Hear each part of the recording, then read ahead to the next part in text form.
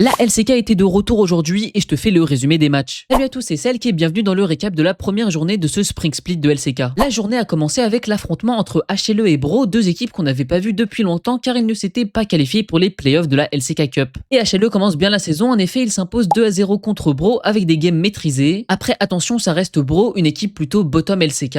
J'espère ne pas les voir répéter les mêmes erreurs que lors du premier split et qu'ils avancent loin dans la compétition pour espérer se qualifier au MSI. Le MVP du BO a été donné à Zeka. Avant de parler du meilleur match, T1 contre KT, n'hésitez pas à vous abonner si vous voulez suivre la LCK.